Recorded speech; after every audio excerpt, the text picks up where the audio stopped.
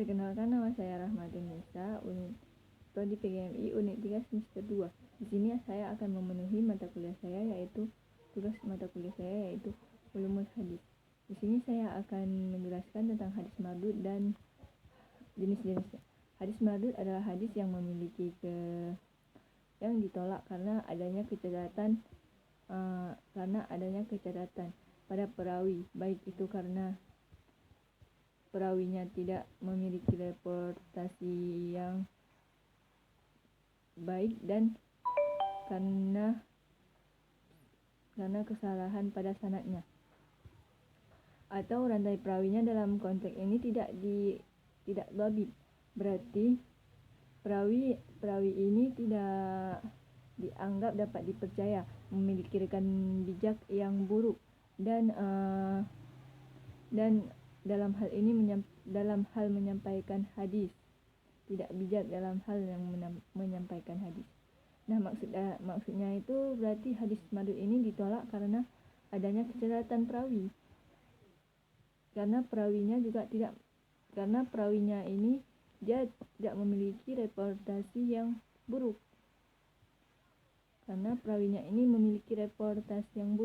Makanya hadis mardud ini ditolak. Nah, jenis-jenis hadis mardud terbagi menjadi 6. Yang pertama ada hadis mudraj. Hadis mudraj yaitu di dalamnya terdapat kalimat atau fase yang tidak termaksud bagian dari ucapan Nabi Muhammad, namun dimasukkan oleh para perawi hadis. Hadis ini memiliki tingkat kebahasaan yang berbeda, tergantung pada seberapa jelas kecacatan tersebut dan apakah kalimat atau makna yang ada di dalam hadis ini berbeda. Nah, berarti hadis mudraj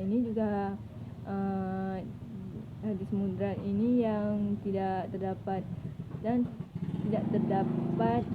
dari ucapan Nabi Muhammad, namun dimasukkan oleh para perawi. Berarti dia tidak menerima ucapan dari Nabi Muhammad. Yang kedua ada hadis makhluk. Hadis makhluk ini dikutip dari Ibnu Az-Zaki,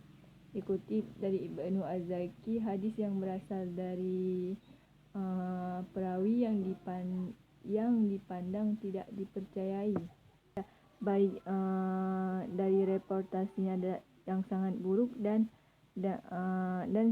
kecacatan di dalam sanadnya. Nah, berarti hadis makhluk ini juga sama seperti hadis mardud yang tidak dapat dipercayai karena reputasinya buruk dan memiliki kecacatan di dalam hadis. Yang ketiga itu ada hadis muntarib. Hadis muntarib ini adalah hadis yang bertentangan dalam hadis yang memiliki perawi-perawi yang bertentangan dalam meriwayatkan hadis tersebut, sehingga sulit untuk menemukan kebebasan. Hadis muntarib ini juga memiliki perawi-perawi namun bertentangan dalam meriwayatkan hadis, termaksud mereka yang saling bertentangan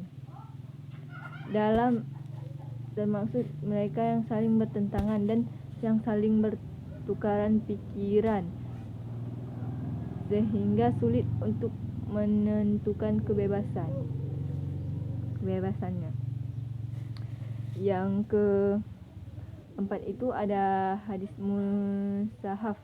Mushaf itu adalah hadis yang dicatatkan atau hadis yang dicatat atau yang disimpan oleh sahabat Nabi Shallallahu Alaihi Wasallam di dalam mushaf atau di dalam lembaran tulisan.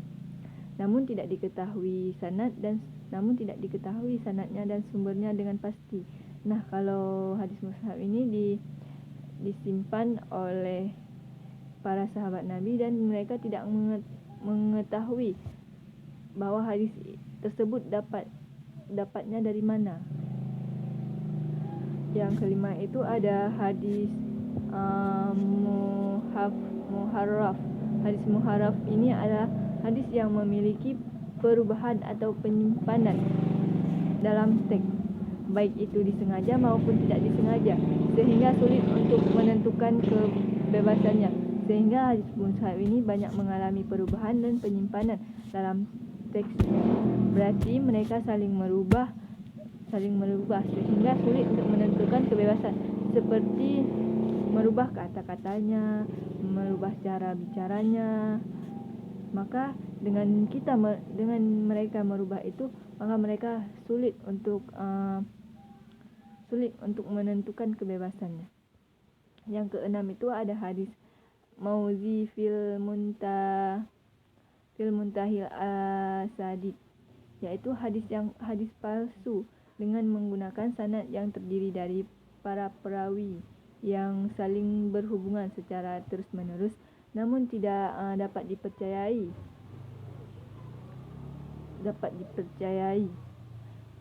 karena adanya kecacatan dalam hadis tersebut, adanya kecacatan dalam sanad tersebut. Nah, berarti hadis ini juga tergolong hadis palsu, tapi mereka menggunakan sanad sendiri dari perawinya, tetapi perawinya tidak dapat dipercaya karena adanya kecacatan di dalam sanad tersebut. Sekian dari penjelasan saya. Apabila ada kesalahan dan kekurangan dalam saya menjelaskan, saya mohon maaf. Saya akhiri. Assalamualaikum.